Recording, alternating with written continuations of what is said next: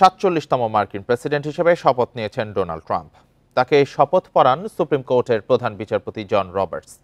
বৈরী আবহাওয়ার কারণে এবার ক্যাপিটল হিলের ভেতরে শপথ অনুষ্ঠানের আয়োজন করা হয়। ট্রাম্পের আগে শপথ নেন ভাইস প্রেসিডেন্ট জেডি ভ্যান্স। বাণিজ্য যুদ্ধ শুরু করেছিলেন ট্রাম্প। এবারও চীনকেই যুক্তরাষ্ট্রের প্রধান হুমকি বলছেন তিনি। তো ইন্দো প্যাসিফিক অঞ্চল, বিশেষ করে চীন ও দক্ষিণ এশিয়া নিয়ে ট্রাম্পের অবস্থান কি, এবং বাংলাদেশ কিভাবে এটি থেকে সুবিধা পেতে পারে? গতবার ট্রাম্প যত না চীন ঠেকাতে চেয়েছিলেন ততটুকু কিন্তু পুরোপুরিভাবে উনি পারেন নাই। আপনি যদি চীনের রপ্তানি দেখেন, চীনের রপ্তানি আমেরিকাতে ট্রাম্পের গতবারের প্রশাসনের পর থেকে বাড়তেইছে, এবং এই বছর মনে হয় সকল রেকর্ড ভেঙে ফেলছে। মানে আমেরিকা থেকে চায়না থেকে আমেরিকাতে জিনিস আসার পরিমাণ, এটা অবশ্যই ট্রাম্প সরকার দেখবেন। কিন্তু খুব মজার ঘটনা হলো, আজকে ওনার যে ইনাগুরেশন ভাষণ, সেখানে ট্যারিফ নিয়ে অনেক মারামারি হবার কথা মানুষ ভয় পাচ্ছিলেন, সেরকম কিছু হয় নাই। তিনি বরং আজকে মেক্সিকো এবং কানাডার এগেনস্টে 25% ট্যারিফের কথা বলেছেন, এবং চীনকে উনি অবশ্যই ধরবেন, এতে কোনো সন্দেহ নাই, উনি ধরবেন। কিন্তু আগের মতো যুদ্ধং দেখি ভাবটা হয়তো শুরু থেকে উনি চাচ্ছেন না। যেমন এবার উনি কিন্তু শি জিনপিংকে নিমন্ত্রণ দিয়েছিলেন ওনার ইসে থাকার জন্য, এই ইনাগুরেশনে। শি জিনপিং আসতে রাজি হয় নাই, কিন্তু নিমন্ত্রণ কিন্তু ট্রাম্প দিয়েছিলেন। উনি পরে ওনার ভাইস প্রেসিডেন্টকে পাঠাইছেন। সো ট্রাম্প চীনের সাথে কি করে এটা একটু দেখার ব্যাপার। যেমন টিকটক ব্যান করার পরে এখন আবার ট্রাম্প বলতেছে ব্যানও করবো না। Trump is a very mixed signal দিচ্ছে চায়নাকে, শুরুর দিকে অ্যাটলিস্ট। আর ইন্দো প্যাসিফিকে চায়না বিরোধী যে অবস্থানটা, এটা মেনটেন করবে যুক্তরাষ্ট্র। ভারতের কিছু লাভ হবে, বাংলাদেশেরও কিছু লাভ হতে পারে, বিশেষ করে চায়না থেকে যে বিজনেসগুলো সরে যাচ্ছে আস্তে আস্তে, সেটাতে বাংলাদেশ কিছু বেনিফিট পেতে পারে। কিন্তু গতবার কিন্তু পায় নাই সেরকমভাবে, এবারও নাও পেতে পারে বাংলাদেশ যদি নিজেকে প্রেজেন্ট করতে না পারে অ্যাজ এ ডেস্টিনেশন। আমরা আশা করি তারা পারবে, কিন্তু আমার মনে হয় ট্রাম্পের সাথে ইনভেস্টমেন্ট এবং ইমিগ্রেশন, এই দুটাতে বাংলাদেশ যদি একটু হেল্প করে, ট্রাম্প এবং আমেরিকা থেকে জিনিস কেনা, এই তিনটা করতে পারলে Bangladesh will be in a better shape ট্রাম্পের সাথে, মানে ইউনুস গভর্নমেন্টও। জি, সঠিকভাবে ডিল করতে পারলে বাংলাদেশ লাভবান হতে পারে, সেটি আপনি বলছেন। জনাব শওকত রাব্বী, ইন্ডিপেন্ডেন্ট নিউজে যোগ দেওয়ার জন্য এবং আপনার মূল্যবান মতামত তুলে ধরার জন্য অসংখ্য ধন্যবাদ আপনাকে। ধন্যবাদ। যুক্তরাষ্ট্রের প্রেসিডেন্ট হিসেবে শপথ নিয়ে আগামী 4 বছরের কার্যবিবরণী তুলে ধরেছেন ডোনাল্ড ট্রাম্প। যুক্তরাষ্ট্র মেক্সিকো সীমান্তে জাতীয় জরুরি অবস্থা ঘোষণা করেছেন তিনি। বলেছেন প্রয়োজনে সেখানে আরও বেশি সেনা এবং জনবল নিয়োগ করা হবে। দায়িত্ব নেওয়ার প্রথম দিনেই অন্তত 100 নির্বাহী আদেশে স্বাক্ষর করার কথা জানিয়েছেন নতুন প্রেসিডেন্ট। এরই মধ্যে প্যারিস জলবায়ু চুক্তি থেকে যুক্তরাষ্ট্রকে প্রত্যাহারের নির্বাহী আদেশে সই করেছেন তিনি। অন্যান্য আদেশের মধ্যে অবৈধ অভিবাসীর বিরুদ্ধে ব্যবস্থা নেওয়া, পরিবেশগত বিধিমালা কমিয়ে দেয়া, কৃত্রিম বুদ্ধিমত্তার ব্যবহার বাড়ানো, সেনাবাহিনী থেকে ন্যায্যতা ও অন্তর্ভুক্তিমূলক নীতি বাদ দেয়া অন্যতম। এদিকে ক্যাপিটল হিলে দাঙ্গার ঘটনায় জড়িত 1,500 জনকে ক্ষমা ঘোষণা করেছেন তিনি।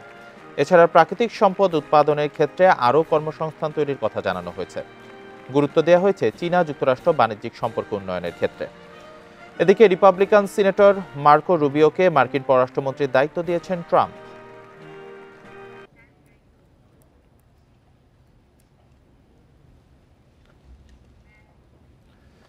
প্রেসিডেন্ট হিসেবে শপথ নিয়েই যুক্তরাষ্ট্রকে ঢেলে সাজানোর প্রত্যয় জানান ডোনাল্ড ট্রাম্প। বলেন, একটি গর্বিত, সমৃদ্ধ, স্বাধীন জাতি গঠনে অগ্রাধিকার দেওয়া হবে। বিদায়ী বাইডেন প্রশাসন ও অভিবাসী সংকট মোকাবেলায় ব্যর্থতার কথাও তুলে ধরেন ট্রাম্প। এ সময় বিচার বিভাগে ভারসাম্য ফিরিয়ে আনার প্রতিশ্রুতি দেন তিনি। ৪৭তম প্রেসিডেন্ট হিসেবে শপথ নিয়ে জাতির উদ্দেশ্যে ভাষণ দেন ডোনাল্ড ট্রাম্প। সেই সাথে গর্বিত, সমৃদ্ধ ও মুক্ত জাতি গড়ার প্রত্যয় তার। সার্বভৌমত্ব পুনরুদ্ধারেরও প্রতিশ্রুতি দেন ট্রাম্প। এখন থেকেই আমাদের সোনালী যুগের শুরু। আজ থেকে আমাদের দেশ সমৃদ্ধ ও সম্মানিত হবে। আমি আমেরিকাকেই প্রথমে রাখব। আমাদের সার্বভৌমত্ব ও নিরাপত্তা পুনরুদ্ধার করা হবে। ন্যায় বিচারের দাঁড়িপাল্লা আবারও ভারসাম্যপূর্ণ হবে। মার্কিন বিচার বিভাগের জঘন্য, হিংসাত্মক ও অন্যায্য অস্ত্র শেষ হবে। আমাদের সর্বোচ্চ অগ্রাধিকার হবে একটি গর্বিত, সমৃদ্ধ ও স্বাধীন জাতি গঠন করা। ভাষণে বিদায় বাইডেন প্রশাসন এবং অভিবাসীর সংকট মোকাবেলায় ব্যর্থতার কথাও তুলে ধরেন ট্রাম্প। দুর্যোগের সময় স্বাস্থ্য ব্যবস্থার ভূমিকা নিয়ে সমালোচনা করেন তিনি। এ সময় যুক্তরাষ্ট্রকে এক অনন্য উচ্চতায় নিয়ে যেতে ঈশ্বর তাকে বাঁচিয়ে রেখেছেন বলে মন্তব্য করেন তিনি। গত ৮ বছরে ২৫০ বছরের মার্কিন ইতিহাসে যে কোনো প্রেসিডেন্টের চেয়ে বেশি পরীক্ষা দিয়েছি, অনেক শিখেছি। আমাদের প্রজাতন্ত্র পুনরুদ্ধারের যাত্রা সহজ ছিল না। যারা আমাদের স্বাধীনতা কেড়ে নেওয়ার চেষ্টা করেছে তারাই আমার স্বাধীনতা ও জীবন কেড়ে নিতে চেয়েছে। আমেরিকাকে আবারও মহান করতে ঈশ্বর আমাকে রক্ষা করেছেন। এ সময় রিপাবলিকানদের ঐতিহাসিক জয়ের জন্য অশ্বেতাঙ্গ ও হিস্প্যানিক ভোটারদের সাধুবাদ জানান ট্রাম্প। মার্টিন লুথার কিং এর স্বপ্ন বাস্তবায়নের প্রত্যয় জানান তিনি। ইসরায়েল হামাস অস্ত্রবিরতির প্রসঙ্গ টেনে নিজেকে শান্তি স্থাপনকারী বলে আখ্যা দেন ট্রাম্প। এ সময় স্ট্যান্ডিং ওভেশন দেন সাবেক প্রেসিডেন্ট জো বাইডেন এবং সাবেক ভাইস প্রেসিডেন্ট কমলা হ্যারিস। সায়রা খান, ইন্ডিপেন্ডেন্ট নিউজ। ডোনাল্ড ট্রাম্প দ্বিতীয় মেয়াদে মার্কিন প্রেসিডেন্ট হিসেবে দায়িত্ব নেয়ায় উদ্বিগ্ন চীনের বাসিন্দারা। চীনা পণ্যে ট্রাম্পের অতিরিক্ত শুল্ক আরোপের ঘোষণায় হতাশা প্রকাশ করেছেন তারা। চীনের অর্থনৈতিক অগ্রগতিতে যুক্তরাষ্ট্রের সাথে সম্পর্কের উন্নয়ন চায় বেইজিংবাসী। মার্কিন প্রেসিডেন্ট নির্বাচনে জয় পেয়ে চীনা পণ্যে অতিরিক্ত 10% শুল্ক আরোপের ঘোষণা দিয়েছেন ডোনাল্ড ট্রাম্প। অত্যন্ত আসক্তিকর মাদক ফেন্টানাইলের পাচার বন্ধে বেইজিং প্রয়োজনীয় পদক্ষেপ না নিলে এই শুল্ক আরোপের হুমকি দেন তিনি। সোমবার দ্বিতীয় মেয়াদে মার্কিন প্রেসিডেন্ট হিসেবে শপথ নিয়েছেন রিপাবলিকান নেতা ট্রাম্প। বিষয়টি নিয়ে উদ্বেগ প্রকাশ করেছে বেইজিংয়ের বাসিন্দারা। ট্রাম্পের পদক্ষেপে চীনা অর্থনীতি প্রভাবিত হলে সাধারণ মানুষ সবচেয়ে বেশি ক্ষতিগ্রস্ত হবে বলে জানান তারা। চীনের অর্থনৈতিক পরিস্থিতি এমনিতেই নাজুক অবস্থায় আছে। এর মধ্যে যদি চীন যুক্তরাষ্ট্র বাণিজ্য যুদ্ধ বাঁধে সাধারণ মানুষ দুর্ভোগে পড়বে। আমরা দুদেশের সম্পর্কের উন্নয়ন চাই। করোনা মহামারীর প্রভাব আমরা এখনো কাটিয়ে উঠতে পারিনি। এ অবস্থায় ডোনাল্ড ট্রাম্পের নতুন মেয়াদ চীনা অর্থনীতির উপর কেমন প্রভাব ফেলবে তা নিয়ে আমরা উদ্বিগ্ন। এদিকে তাইওয়ান ইস্যুতে ট্রাম্প প্রশাসনের মনোভাব কেমন হবে তা নিয়েও উদ্বিগ্ন বেইজিং। স্বশাসিত দ্বীপটিকে নিজ ভূখণ্ডের অংশ বলে মনে করে চীন, যার বিরোধিতা করে যুক্তরাষ্ট্র। এর আগে মার্কিন প্রেসিডেন্ট হিসেবে প্রথম মেয়াদেও চীনের প্রতি অনেকটা বিরূপ মনোভাব ছিল ডোনাল্ড ট্রাম্পের। প্রযুক্তি খাত সহ চীনা পণ্যের উপর আরোপ করেছে নানা নিষেধাজ্ঞা। তবে গত 6 জানুয়ারি ট্রাম্প জানান প্রতিনিধিদের মাধ্যমে চীনা প্রেসিডেন্টের সঙ্গে যোগাযোগ রাখছেন তিনি। এ সময় দুদেশের সুসম্পর্ক বজায় রাখার বিষয়ে আশাবাদ ব্যক্ত করেন Trump. Jobayer Hussain, Independent News. বিশ্ব অর্থনৈতিক ফোরাম WEF এর বার্ষিক বৈঠকে যোগ দিতে 4 দিনের সরকারি সফরে সুইজারল্যান্ডের উদ্দেশ্যে রওনা হয়েছেন প্রধান উপদেষ্টা অধ্যাপক মোহাম্মদ ইউনূস। সোমবার রাত 1টায় হযরত শাহজালাল আন্তর্জাতিক বিমানবন্দর থেকে অধ্যাপক ইউনূস ও তার সফর সঙ্গীদের নিয়ে একটি ফ্লাইট ঢাকা ত্যাগ করে। সফরে জার্মান চ্যান্সেলর ওলাফ স্কোলজ, ফিনল্যান্ডের প্রেসিডেন্ট আলেকজান্ডার স্টাব, বেলজিয়ামের রাজা ফিলিপ এবং থাই প্রধানমন্ত্রী পাইংটার্ন সিনাওয়াত্রার সাথে দ্বিপাক্ষিক আলোচনা করতে পারেন প্রধান উপদেষ্টা। এছাড়া ইউরোপীয় কেন্দ্রীয় ব্যাংকের প্রেসিডেন্ট ক্রিস্টিন লাগার্ড, অ্যামনেস্টি ইন্টারন্যাশনালের সেক্রেটারি জেনারেল এবং বিশ্ব বাণিজ্য সংস্থার মহাপরিচালকের সাথেও বৈঠক করবেন অধ্যাপক ইউনূস। ওয়ার্ল্ড ইকোনমিক ফোরামে বাংলাদেশ নিয়ে আলাদা সংলাপে যোগ দেবেন ব্যবসায়ী নেতা এবং বিভিন্ন আন্তর্জাতিক সংস্থার প্রধান নির্বাহীরা।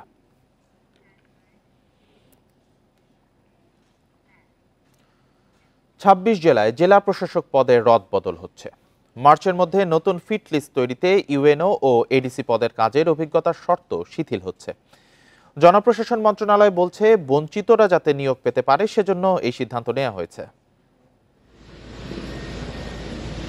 গত 5 আগস্ট ছাত্র জনতার গণঅভ্যুত্থানে হাসিনা সরকারের পতন হয়। এরপর 64টি জেলায় ডিসি পদে আনা হয় পরিবর্তন, কিন্তু সেখানে পতিত আওয়ামী লীগ সরকারের সুবিধাভোগী অনেকে জায়গা পায় বলে অভিযোগ উঠে। এ অবস্থায় নতুন করে ডিসি নিয়োগের ফিটলিস্ট তৈরি হচ্ছে। বর্তমানে জেলা প্রশাসক পদে 24 ব্যাচের 26 জন, 25 ব্যাচের 26 জন আর 27 ব্যাচের 12 জন কর্মরত আছেন। 24 ব্যাচের কর্মকর্তাদের যুগ্ম সচিব পদে পদোন্নতির ফিটলিস্ট হচ্ছে। ফলে এই ব্যাচের সবাইকে মার্চের মধ্যে সরিয়ে নেয়ার পরিকল্পনা জনপ্রশাসন মন্ত্রণালয়ের। এসব জেলায় ডিসি পদে নিয়োগের জন্য 25, 27 এবং 28 ব্যাচের কর্মকর্তাদের ফিটলিস্ট করা হচ্ছে। প্রশাসনের ভূমিকাটা আমাদের রাষ্ট্রের জন্যে অত্যন্ত গুরুত্বপূর্ণ এবং আমাদের উচিত হবে মাঠ পর্যায়ে যাতে কর্মকর্তারা সঠিকভাবে কাজ পরিচালনা করতে পারে সেই ধরনের একটা কর্ম পরিবেশ সৃষ্টি করা। এটা আমাদের এই প্রশাসন থেকে শুরু করে জনগণ পর্যন্ত প্রত্যেকের কিন্তু একটি দায়িত্ব রয়েছে বলে আমরা মনে করি। প্রশাসন ক্যাডারের কর্মকর্তারা উপজেলা নির্বাহী কর্মকর্তা ও অতিরিক্ত জেলা প্রশাসক পদে কাজ না করলে ডিসি হতে পারবেন। তবে মাঠ প্রশাসনের যে কোনো পর্যায়ে কাজের অভিজ্ঞতা থাকতে হবে। জনপ্রশাসন বিশেষজ্ঞরা বলছেন যোগ্য সৎ কর্মকর্তাদের বাছাই করে ডিসি নিয়োগ দিতে হবে।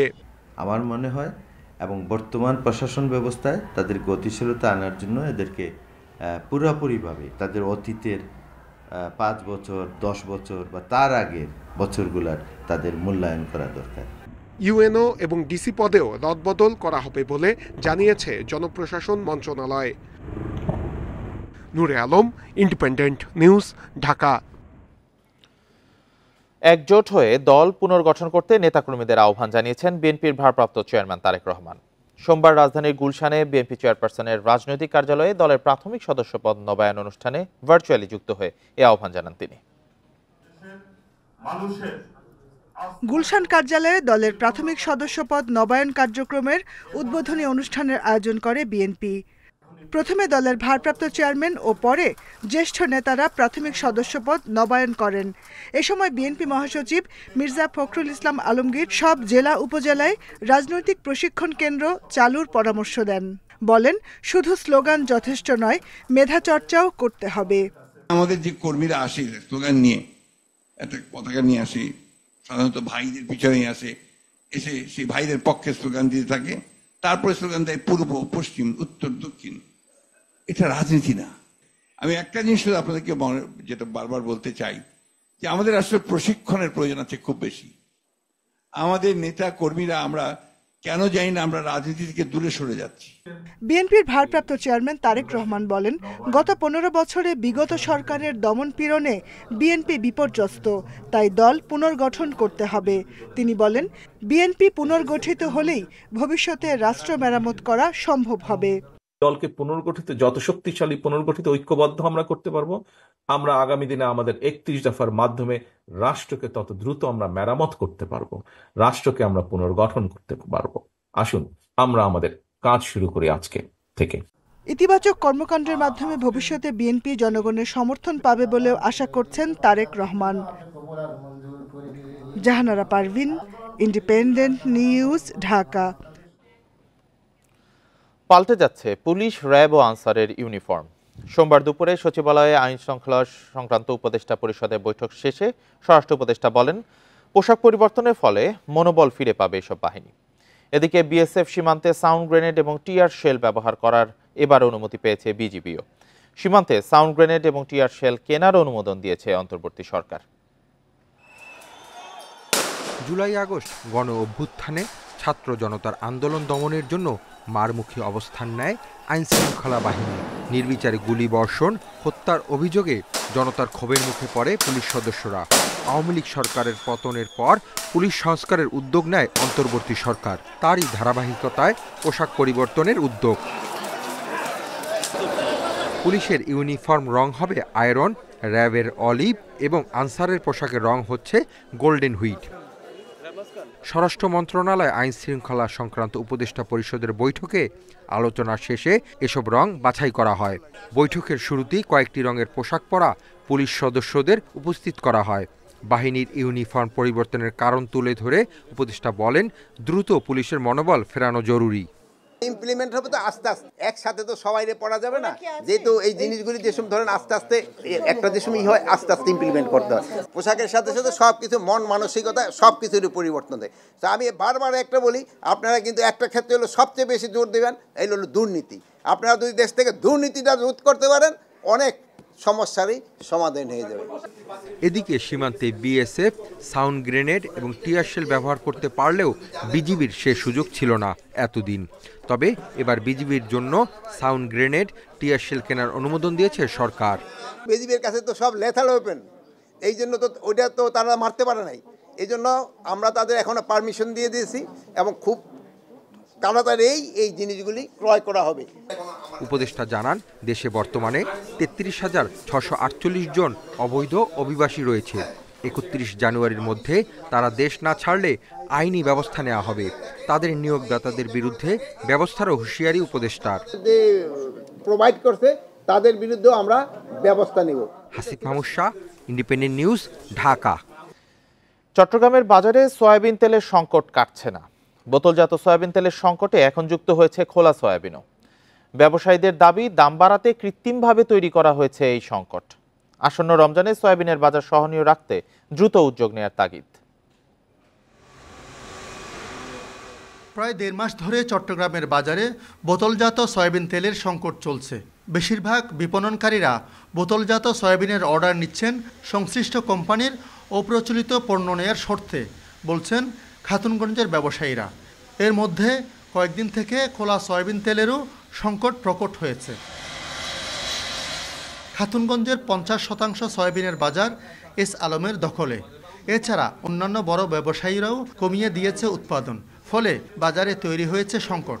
ব্যবসায়ীরা জানান, কিছুদিন ধরে মিল থেকে পণ্য পেতেও সময় লাগছে। ওরা বলতেছে ওদের কাছে আসতেছে না, তখন যা মার্কেটে যা আছে তা দেখছি আমাদেরকে। দোকানে না রেখে রাখে, ঘরে রেখে এটা সঙ্গে সৃষ্টির দাম বাড়ায়। এই সংকট যাতে রমজানে না পড়ে, সেজন্য এখনই সরকারকে উদ্যোগ নেয়ার তাগিদ ব্যবসায়ীদের। আগে বড় আকারের প্রায় 40 থেকে 50% ভোজ্য তেল সরবরাহ করতেন, তারা কিন্তু আগের মতো সেই সরবরাহটি ঠিকভাবে দিতে পারছেন না। সেক্ষেত্রে বিকল্প বাজার হিসেবে আমাদের অবশ্যই এখনই প্রস্তুতি গ্রহণ করতে হবে। বাজারে তেলের এই সংকটকে পুঁজি করে কিছু অসাধু ব্যবসায়ী লিটারে 4 থেকে 5 টাকা দাম বাড়িয়ে দিচ্ছে বলেও অভিযোগ রয়েছে। আলমগীর সবুজ, ইন্ডিপেন্ডেন্ট নিউজ, চট্টগ্রাম। সয়াবিন তেলের সংকট নিয়ে আরো জানাতে রাজশাহী থেকে যুক্ত হয়েছেন সহকর্মী মুস্তাফিজুর রহমান। মুস্তাফিজ, এতদিন ধরে সয়াবিন তেলের সংকট, এটা সমাধান করা যাচ্ছে না কেন? আসলে সমস্যাটা কোন জায়গায়? আর বাজারে এখন সয়াবিন তেলের সংকট কেমন দেখছেন?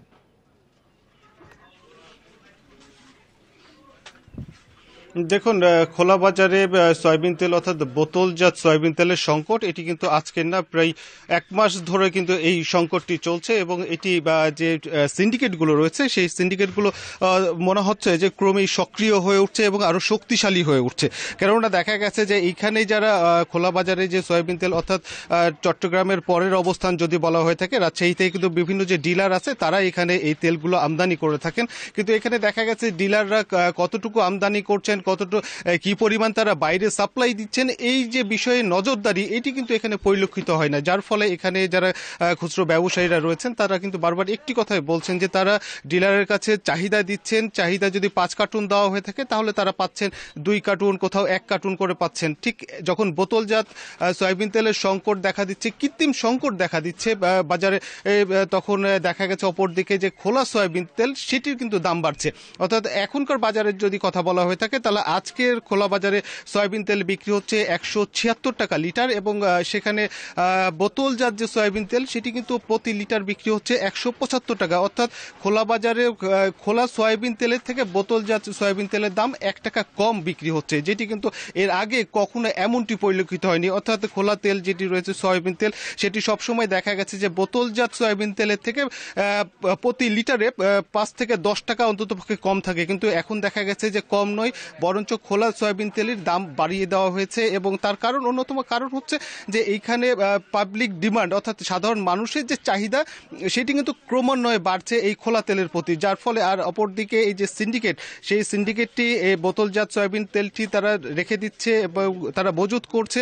তার কারণ হচ্ছে সামনে রমজান আছে, সামনে রমজানে এটিকে আরো বেশি দাম, সংকটটি দেখিয়ে সংকটকে কাজে লাগিয়ে তারা কিন্তু এই দামটি বৃদ্ধি করবে এবং সেই সময় কিন্তু জনগণকে হয়তো অনেকটা জিম্মি জিম্মি করে বা বাধ্য করে, কারণ রমজানে ভোজ্য তেলের চাহিদা সবচেয়ে বেড়ে যায়। ঠিক এই সুযোগটাকে এইটার জন্যই কিন্তু এই সিন্ডিকেটগুলো অপেক্ষা করছে। এখানে যারা ব্যবসায়ী রয়েছেন, যারা খোলা বাজারে ব্যবসায়ী করছেন, ঠিক তারা কিন্তু বলছিলেন যে এই সমস্যাগুলোর সমাধান করার জন্য এখানে যে ভোক্তা অধিদপ্তর রয়েছে, সাথে রাষ্ট্রীয় যে সংস্থাগুলো রয়েছে, তারা যদি একসাথে কাজ করে তাহলে হয়তো যে শক্তিশালী যে সিন্ডিকেটগুলো রয়েছে সেই সিন্ডিকেটের মূলে আঘাত করা যাবে। অর্থাৎ এখানে কি পরিমাণ তারা আনছেন এবং কতটা তারা সাপ্লাই খোলা বাজারে তারা সাপ্লাই দিচ্ছেন, এই বিষয়গুলো নজরদারির একটি অভাব কিন্তু পরিলক্ষিত হচ্ছে। এখানে যারা ব্যবসায়ী সমিতির নেতারা রয়েছেন তাদের সঙ্গে আমরা কথা বলেছিলাম, তারা একটি বিষয় বলছিলেন যে তারাও যেন ক্রমেই সিন্ডিকেটের কাছে জিম্মি হয়ে যাচ্ছেন। অর্থাৎ তারা যদি এখানে পর্যাপ্ত পরিমাণে খোলা তেল বা যে বোতলজাত সয়াবিন তেল সেটি তারা যদি না পেয়ে থাকেন, তারা কিন্তু বিক্রি করতে পারছেন না, যার ফলে এখানে যে সাধারণ খোলা যে সয়াবিন তেল সেটির চাহিদা বাড়ছে, মানুষ সেটি নিচ্ছে এবং এই খোলা তেলেরও দাম কিন্তু এখন ক্রমান্বয়ে বাড়ছে। গেল কয়েকদিন, এক সপ্তাহ আগেও কিন্তু এই খোলা তেলটি বিক্রি হয়েছিল রাজশাহীর বাজারে 168 থেকে 70 টাকা লিটার, সেটি কিন্তু আজকে বিক্রি হচ্ছে 176 টাকা লিটার। এখানে যারা সাধারণ ব্যবসায়ী রয়েছেন এটি কিন্তু তাদের করার কিছু নেই, কারণ তারা বারবার একটি কথা বলছিলেন, এক্ষেত্রে তাদের করণীয় কিছু নেই। এখানে যারা সিন্ডিকেট রয়েছেন, যারা আমদানিকারক রয়েছেন, তাদের বিষয়টি কিন্তু এখানে সরকারি যারা সংস্থা রয়েছে তাদেরকে এখানে কঠোর অবস্থানে থাকার জন্য বা তাদের নজরদারি আরো জোরদার করার জন্য কিন্তু আহ্বান জানাচ্ছেন এখানকার যারা ব্যবসায়ী রয়েছেন, তারা কিন্তু এমনটি বলছিলেন। এ ছিল রাজশাহী থেকে সর্বশেষ। রাজশাহী থেকে সয়াবিন তেলের বাজার নিয়ে জানাচ্ছিলেন সহকর্মী মুস্তাফিজ। এমবিবিএস ভর্তি পরীক্ষায় মুক্তিযোদ্ধা কোটায় পাশ করা 193 জন শিক্ষার্থীর ফলাফল 29 জানুয়ারি পর্যন্ত স্থগিত করেছে স্বাস্থ্য শিক্ষা অধিদপ্তর। সোমবার বিকেলে স্বাস্থ্য মন্ত্রণালয়ের বৈঠকে এই সিদ্ধান্ত নেওয়া হয়। অধিদপ্তর জানিয়েছে 29 জানুয়ারির মধ্যে মুক্তিযোদ্ধা কোটায় পাশ করা শিক্ষার্থীদের কাগজপত্র যাচাই বাছাই করা হবে। সেজন্য তাদেরকে অনলাইনে কাগজপত্র পাঠাতে বলা হয়েছে। এরপর তাদের সাক্ষাৎকার নেওয়া হবে।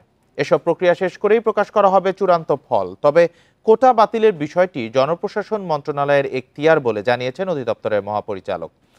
এবছর এমবিবিএস ভর্তি পরীক্ষায় মোট আসন 5380টি, এর মধ্যে মুক্তিযোদ্ধা কোটায় বরাদ্দ ছিল 269টি আসন। তবে 40 নম্বর পেয়ে পাশ করেছেন 193 জন শিক্ষার্থী।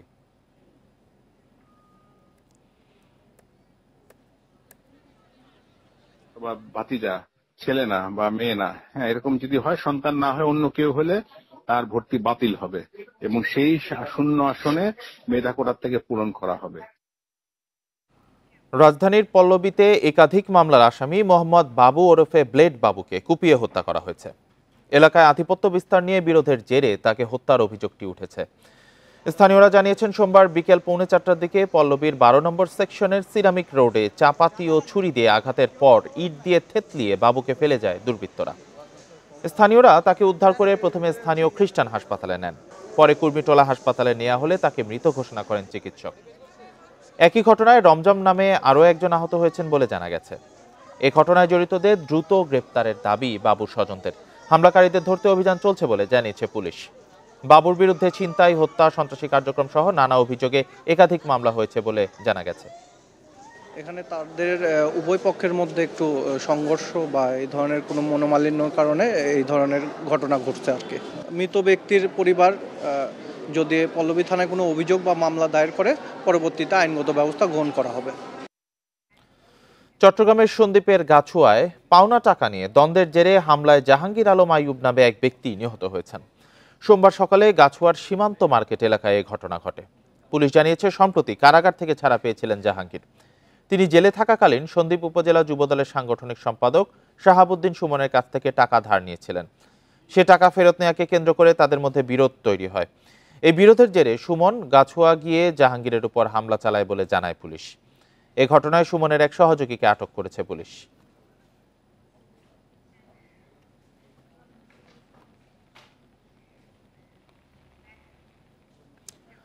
ময়লার ভাগাড়ে আর জায়গা নেই। এখন কুমিল্লা সিটি কর্পোরেশনের বর্জ্য ছড়িয়ে পড়ছে আশেপাশের জমি ও রাস্তাঘাটেও। ভাগাড়ের তীব্র দুর্গন্ধ, মশা মাছি আর ময়লা পোড়ানোর ধোঁয়ার কারণে স্বাস্থ্য ঝুঁকিতে সদর উপজেলার অন্তত 7 গ্রামের অর্ধ লক্ষাধিক মানুষ। সিটি কর্পোরেশন বলছে ভাগাড় উন্নয়নে 2টি প্রকল্প চলমান রয়েছে। 40 বছর আগে কুমিল্লা সদরের জগন্নাথপুরে পৌরসভার জন্য প্রায় 11 একর জমি নিয়ে তৈরি করা হয় ময়লা ফেলার ভাগাড়। পৌরসভা থেকে কুমিল্লা সিটি কর্পোরেশনে উন্নীত হলেও ভাগাড়টির আয়তন বাড়ানো হয়নি। তাই ভাগাড়ের সীমানা প্রাচীর উপচে কঠিন ও তরল বর্জ্য ছড়িয়ে পড়ছে আশেপাশের বাড়িঘর, জমিজমা ও রাস্তাঘাটে। রিসাইক্লিংয়ের ব্যবস্থা না থাকায় উন্মুক্ত আবর্জনার ভাগাড় থেকে ছড়াচ্ছে দুর্গন্ধ। এছাড়া প্লাস্টিক বর্জ্য পোড়ানোর ধোঁয়ায় স্বাস্থ্য ঝুঁকিতে রয়েছে আশেপাশের 7 গ্রামের অর্ধলক্ষাধিক বাসিন্দা। বাচ্চারাও যদি ভুল করে পানিগুলো ধরে বাচ্চাদের গায়ে বিসি বা অ্যালার্জি এরকম চর্মরোগের মতো হয়ে যায়, বাচ্চাদের সহজে এগুলো যাইতে চায় না। এই ডাম্পিংয়ের কাজটা যদি করে তো সবচেয়ে এলাকার মানুষের লাগে ভালো হবে, আমাদের এই 4-5টা গ্রামের লাগে ভালো হবে। জনবসতি এলাকা থেকে উন্মুক্ত ভাগাড়টি না সরালে ময়লা আবর্জনা থেকে রোগ ছড়ানোর বিস্তৃতি বাড়বে বলে জানালেন বাপা।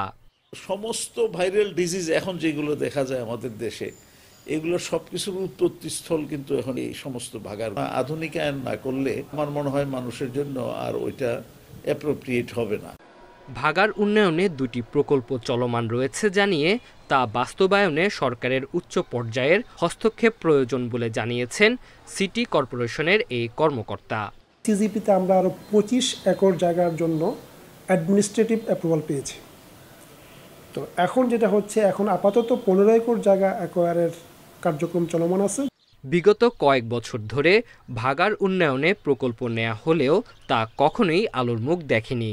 দিন যত যাচ্ছে ভাগাড় থেকে চরম দূষণে বাড়ছে স্বাস্থ্য ঝুঁকি। Independent news. আর এই ছিল এখনকার সংবাদে। ইন্ডিপেন্ডেন্ট টেলিভিশনের সব খবর আরও বিস্তারিত জানতে চোখ রাখুন ফেসবুক, ইউটিউবে, এক্সে। এতক্ষণ যারা সাথে ছিলেন ধন্যবাদ সবাইকে। আমন্ত্রণ আমাদের পরের আয়োজন।